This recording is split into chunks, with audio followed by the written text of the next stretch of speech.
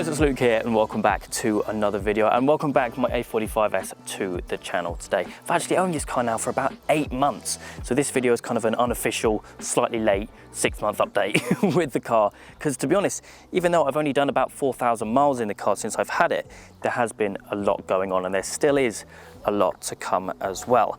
So yeah, a general update with the car, as well as addressing something which I've noticed with the car which is slightly annoying. It may not be what it seems, but I'll explain that a little bit later. Maybe some of you fellow A45S owners will be able to relate to me. So a general update with the car, as well as addressing a little problem that I have with it.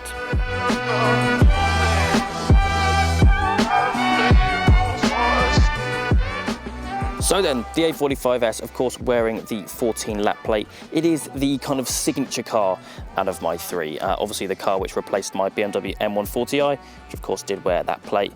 And as I mentioned, a car which I've now owned for about 8 months. Those 8 months have gone pretty damn quick, and we have done a fair few modifications to it, and there's certainly still more plans. If I hop inside the car quickly, I can show exactly how many miles I've done. 3,909.7. So yeah, not that many at all, given the car has been in my ownership for just over 8 months, almost to the day of filming today.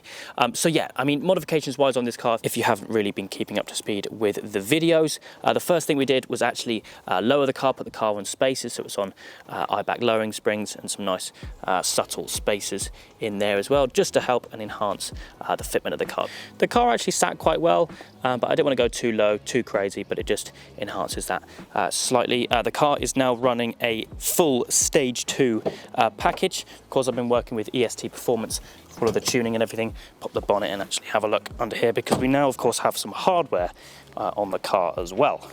So the car runs 500 horsepower at the moment, 499.5 to be exact, and 630 newton meters of torque. In terms of hardware, we have the Venturi carbon fiber induction kit, which not only looks epic but also sounds epic and does provide some extra gains as well, along with the Cobra Sport and EST 200L sports cap. So the car is getting there nicely. I did upgrade from an EST stage 1, which was running about 460. You guys may have seen that video, but yeah, stage 2 on the car now, 500 horsepower, and it goes like you know what off a shovel. It is absolutely rapid, in the low 3s 0 to 60, and the very low 11s on the quarter mile. 11.18 is my best, which I've done so far. So very, very nearly into the 10s, and there will be, of course, some further videos with that, and then also more development as time goes on. Now, whilst those are the main aspects of modifications we've done so far, I've also done some slight cosmetic things, like repainting the calipers yellow. For some reason, they were red when I got the car.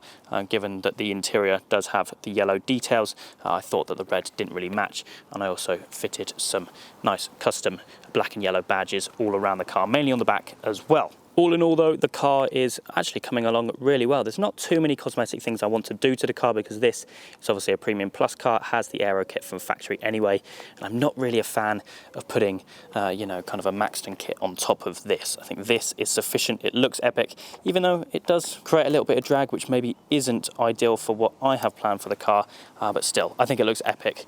Finished in mountain grey as well. I am a big fan of how it looks.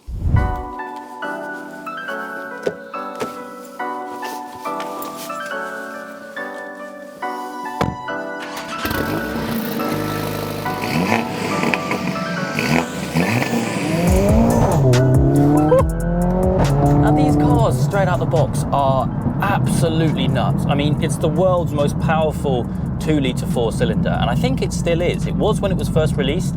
These cars are like 3 years old now, and I believe it still is. 420 horsepower straight out the box, factory, which is, well, it's pretty impressive if I do say so myself.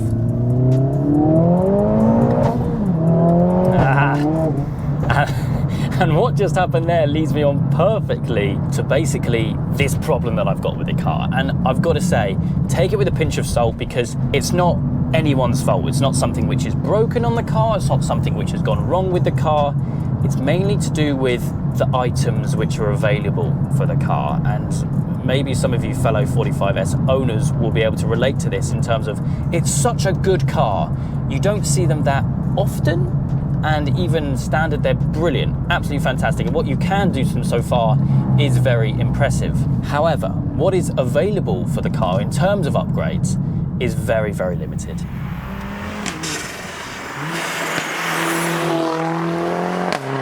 And the reason for this is pretty simple. The market for AMGs in general is a lot smaller than the VAG market, for example. So the likes of the 8Y generation S3 and RS3, the Mark 8 variation of the Golf R and the Golf GTI, those markets are huge.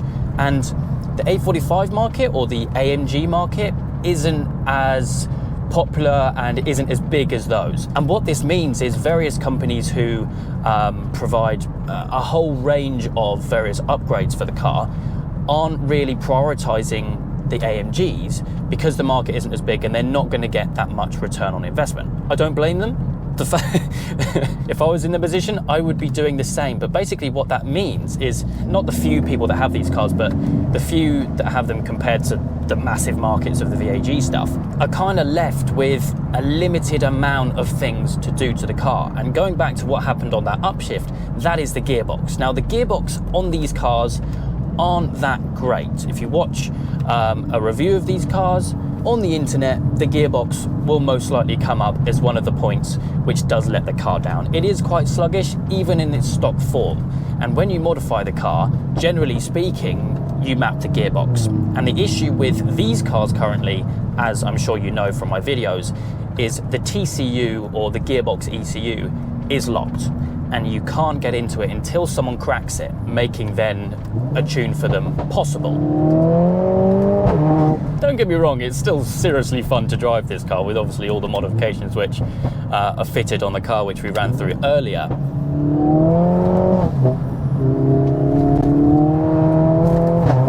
But it just has so much potential, and I wish that we can just get those things unlocked.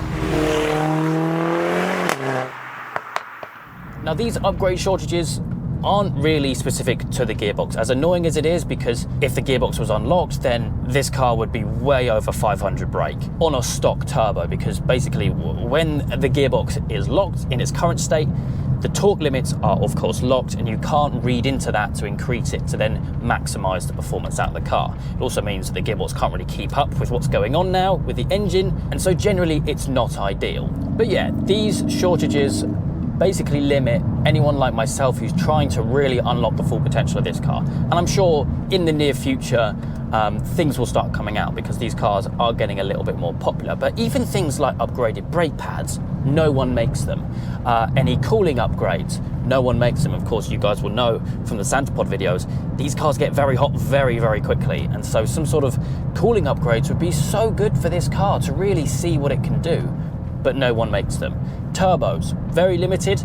People do make them, and there are some discussions going on in the background, but then that leads me back to the gearbox. There's no point putting a hybrid turbo on the car when you can't make any more power anyway, because the gearbox is still locked. And so that is my problem with the car. It is such a good car, so much fun. Even back when this car was stock, it was an absolute riot. And I know a lot of people said that, what am I thinking? Buying a boring car like an all-wheel drive A45S on the back of a 700 plus horsepower rear-wheel drive M140. But it's such a different kind of fun. And I can't explain that without actually you being here, having driven an M140i and then driven this. It's a bit like a manual car and a semi-auto car. Both are fun in very, very different ways. And in my opinion, there is no right or wrong really between those two cars. Now, as we know, I mean, I've got big plans for this car, and don't worry, this is not stopping anything. If anything, the fact that there isn't any parts available at the moment is quite exciting in a way, because it means that as soon as things are released, I can try it out, I can get it fitted to the car, and I can really experiment what this car can do. But it's just a bit of a process, and it's something which I'm not necessarily used to. I mean, my M140, for example, those cars now are spreading like wildfire. There are parts everywhere, there are turbo upgrades everywhere for the car. Literally any sort of upgrade possible you can find with a click of your fingers for that car. And so I had no issue sourcing various parts for that car, making it into an absolute monster. This car will be a monster, but it's just taking a little bit longer to get these parts actually onto the market and ready for ultimately me to fit. I mean, it's just absolutely rapid. With a half wet ground, it just puts the power down so well.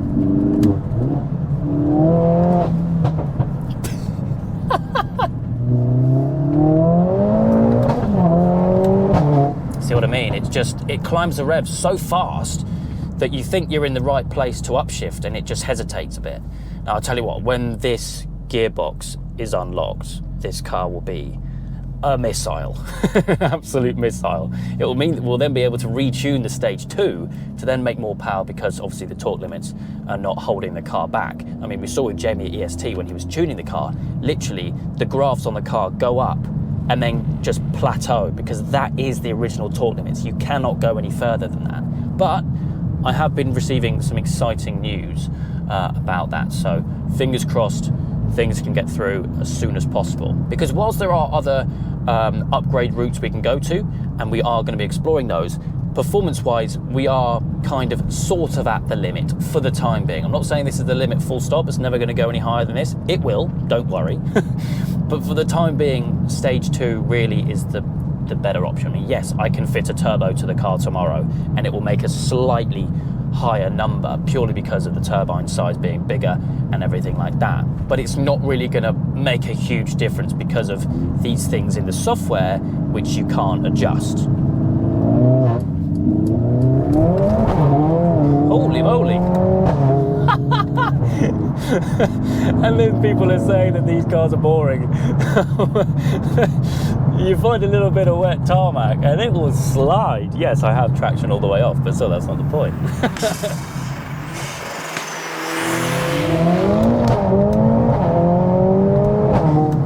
Comparing this to the VAG stuff for a moment, like the 8Y, S3 and the Mark 8 Golf R, those cars in terms of development for parts is just gone through the roof in the last few months. I mean, things like catch cans you can get now, intercoolers, oil coolers, different manifolds, everything like that, turbos obviously.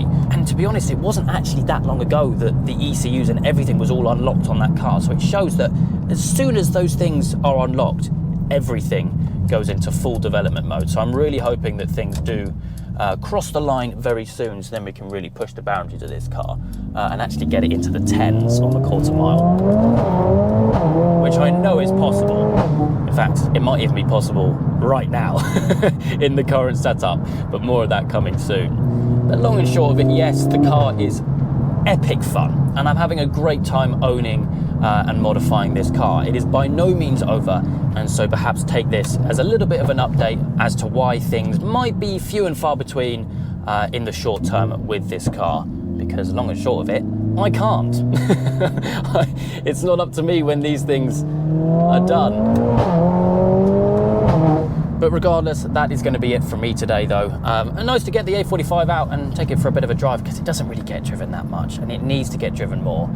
So if there's any particular videos you want to see on the channel, let me know down in the comments, and join me in crossing my fingers that the development in the background is all going full steam ahead with these cars, so I can really push this to its boundaries and see what we can get out of it. But I hope you guys have enjoyed nonetheless. If you have, please do make sure you leave a like and make sure to subscribe for all the adventures still to come.